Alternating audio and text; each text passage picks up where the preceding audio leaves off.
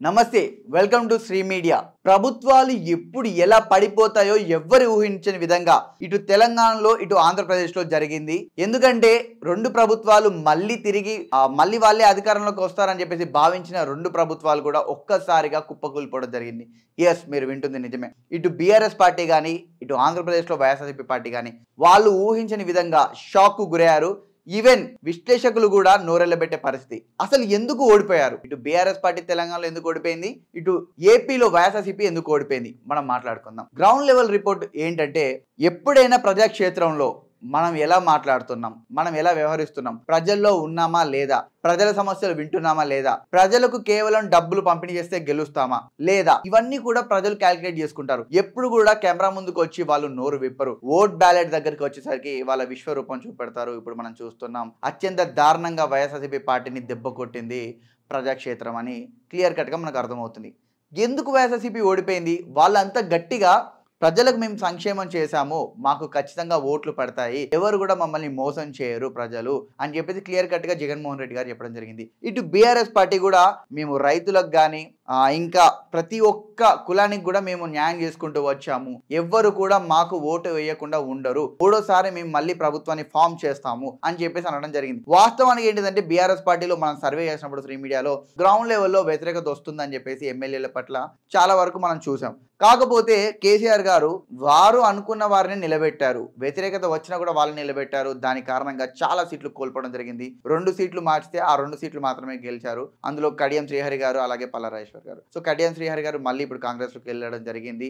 అట్నుంచి వాళ్ళ కూతుర్ని ఎంపీగా గెలిపించుకోవడం కూడా జరిగింది అనమాట. కానీ ఇక్కడ ప్రజలు ఎందుకు మా పార్టీ తెలంగాణ పార్టీ అంటేనే, బీఆర్ఎస్ పార్టీ అంటేనే తెలంగాణ పార్టీ, యాక్చువల్ గా బీఆర్ఎస్ పార్టీకి ఒక మొదటి మైనస్ ఏంటిదంటే టీఆర్ఎస్ అనే పదాన్ని బీఆర్ఎస్ చేయడం. ప్రజలందరూ కూడా టీఆర్ఎస్ ని ఓన్ చేసుకున్నారు. ఎందుకంటే ఇది తెలంగాణ రాష్ట్ర సమితి, తెలంగాణ ఉద్యమం నుంచి పుట్టిన పార్టీ అని చెప్పేసి ప్రతి ఒక్కరు అనుకున్నారు. తెలంగాణ ఉద్యమం నుంచి పుట్టిన పార్టీని మీరు బీఆర్ఎస్ గా ఎలా మారుస్తారనేది మొదటి మైనస్ గా ప్రజలు చెప్తున్నారు. రెండవది ఏంటిదంటే, ఎమ్మెల్యేలు మొదటిసారి టీఆర్ఎస్ పార్టీ నుంచి గెలిచినప్పుడు ప్రతి ఒక్కరు కూడా కేసీఆర్ గారితో సహా ప్రజల్లో ఉంటూ ప్రజల సమస్యలు తెలుసుకుంటూ ప్రజలకు ఏం కావాలి, తెలంగాణ ప్రజానికి మనం తెలంగాణ ఎందుకు తెచ్చుకున్నాం, తెలంగాణ కోసం మనం ఏం చేయాలి అని చెప్పేసి కాళేశ్వరం ప్రాజెక్ట్ నుంచి మొదలు పెడితే ప్రతి ఒక్కటి కూడా మొదటి 5 సంవత్సరాలు చాలా అంటే చాలా అద్భుతంగా పాలించడం జరిగింది. ఇటు ఐటీ సెక్టర్ మీద కూడా ఇంట్రెస్ట్ పెట్టి హైదరాబాద్ లో కూడా డెవలప్మెంట్ అనేది చేసుకుంటూ వచ్చారు. రెండోసారి గెలిచినప్పటికీ మొత్తం ఎమ్మెల్యేలు అందరూ కూడా రెస్ట్ మోడ్ లోకి వెళ్ళిపోయారని చెప్పేసి ప్రజలు అంటున్నారు. ఎందుకంటే ఏ ప్రాంతాలకు వెళ్ళినా, తెలంగాణ ఏ మూలకి వెళ్ళినా కూడా ప్రతి ఒక్కరు కూడా సర్వేలో చెప్పిన మాట ఏంటంటే, మా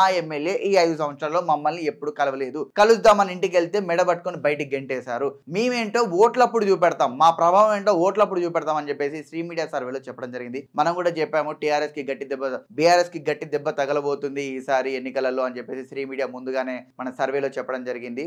సో అందులో భాగంగానే ప్రజల నాడి ఎప్పుడైనా కూడా అవాస్తవం అవ్వదు. ప్రజలు ఎప్పుడైనా కేవలం డబ్బు పడేస్తే ఓట్లేసే రకం కాదు.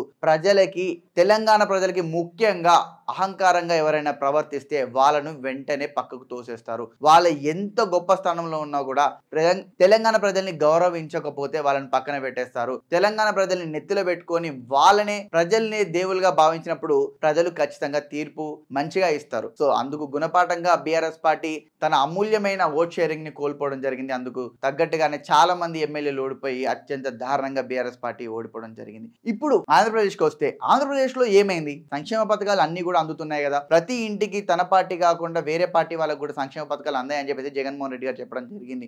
మన పేరు లేకుండా ప్రతి ఒక్కరికి సంక్షేమ పథకాలు వచ్చాయి, ఇంకేం కావాలని చెప్పేసి జగన్మోహన్ రెడ్డి గారు, సజ్జల రామకృష్ణారెడ్డి గారు, ఆ పార్టీలో ఉన్న ముఖ్యమైన వాళ్ళందరూ కూడా చెప్పడం జరిగింది.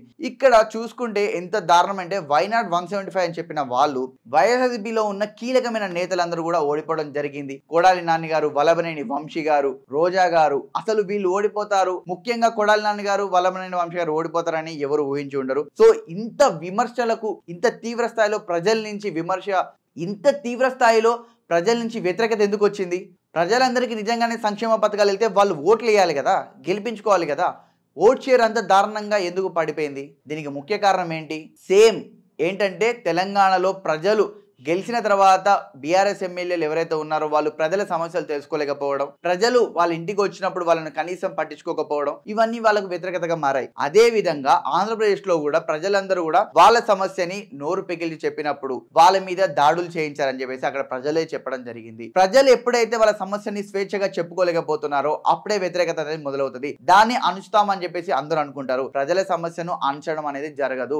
మీరు అక్కడ నోరు నొక్కితే వీళ్ళు ఇక్కడ ఈవీఎం మిషన్ మీద బటన్ నొక్కుతారనేది కీలకంగా అందరూ ఇప్పుడు తెలుసుకుంటున్న విషయం అన్నమాట. సో ఇప్పుడు జనసేన పార్టీ ప్రభావం ఏ మేరకు పనిచేస్తుందో మాట్లాడుకుందాం. జనసేన పార్టీని ఒక రకంగా చెప్పుకోవాలంటే పవన్ కళ్యాణ్ గారిని గేమ్ చేంజర్ అని పిలవచ్చు. మ్యాన్ ఆఫ్ ద మ్యాచ్ కూడా జనసేన పార్టీకి ఇవ్వచ్చు, పవన్ కళ్యాణ్ గారికి ముఖ్యంగా ఇవ్వచ్చు. ఎందుకంటే పవన్ కళ్యాణ్ గారు క్లియర్ గా ఒక మాట చెప్పారు, ఈసారి వ్యూహం నాకు వదిలేయండి, నేను చూసుకుంటాను, నన్ను నమ్మిన వాళ్ళు నా పార్టీలో ఉండండి, నన్ను నమ్మని వాళ్ళు దయచేసి వెళ్ళిపోండి అని చెప్పేసి క్లియర్ గా చెప్పారు. అంత క్లియర్ గా ఎలా అనుకున్నారు? కూటమిదే గెలుపని ఎంత క్లియర్ గా ఎలా చెప్పారు? ఈవెన్ చంద్రబాబు నాయుడు గారి కన్నా ఎక్కువ పవన్ కళ్యాణ్ గారే నమ్మారు గెలుస్తారని, అన్నట్టుగానే గెలిచి చూపెట్టారు. ఇక్కడ క్లియర్ కట్ గా పవన్ కళ్యాణ్ గారు వైసీపీలో జరిగిన ఏవైతే ఉన్నాయో తప్పులు వాటన్నిటిని ఎలుగెత్తి చూపెట్టారు. ముఖ్యంగా జగన్మోహన్ రెడ్డి గారు ఓడిపోవడానికి మెయిన్ రీజన్ అని చెప్పలేం కానీ ఇదొక రీజన్ అని చెప్పుకోవచ్చు. షర్మిల గారు కూడా, షర్మిల గారు ఎందుకు షర్మిల గారి వల్ల జగన్ గారు ఎలా ఓడిపోతారని మీ అందరూ అనుకోవచ్చు. ఖచ్చితంగా సెంటిమెంట్ పనిచేసింది. ఏపీ ప్రజలందరూ కూడా ఇటు పవన్ కళ్యాణ్ గారు అటు చంద్రబాబు నాయుడు గారు ఇద్దరు మాట్లాడుకుంటూ కూడా సొంత చెల్లెలకి న్యాయం చేయని వాడు ప్రజలకు ఎలా న్యాయం చేస్తాడు అని చెప్పేసి ఘాటుగా విమర్శలు చేయడం జరిగింది. దాన్ని ఎదుర్కోవడానికి వైఎస్ఆర్సీపీ పార్టీ నుంచి కూడా వీళ్ళ విమర్శల్ని వైఎస్ఆర్సీపీ పార్టీ ఎదుర్కోలేకపోయిందని క్లియర్ గా చెప్పొచ్చు. ఎందుకంటే షర్మిల గారు చివరి మూమెంట్ లో వచ్చి ఇలా బాంబు పేలుస్తారని చెప్పేసి వాళ్ళు కూడా ఎక్స్పెక్ట్ చేయలేదు. బట్ షర్మిల గారి ఎఫెక్ట్ అనేది చాలా అంటే చాలా తీవ్రంగా పడింది వైఎస్ఆర్సీపీ పార్టీ ఓటమి పైన. అది క్లియర్ గా కనిపిస్తుంది. ఇటు ఆంధ్రప్రదేశ్ లో అయినా ఇటు తెలంగాణలో అయినా ప్రజలకు తగ్గ పరిపాలన చేయకుండా, ప్రజలకు దగ్గరలో ఉండకుండా, ప్రజల మధ్యలో ఉండకపోతే ఎంత పెద్ద రాజకీయ పార్టీ అయినా భూస్థాపితం కాక తప్పదు అని చెప్పేసి ప్రజల నిర్ణయం అని చెప్పేసి మనందరికి కూడా తెలియడం జరిగింది. ఇది వైఎస్ఆర్సీపీ అండ్ బీఆర్ఎస్ పార్టీ ఓడిపోవడానికి గల ముఖ్యమైన కారణాలని చెప్పేసి విశ్లేషకులు చెప్పడం జరుగుతుంది.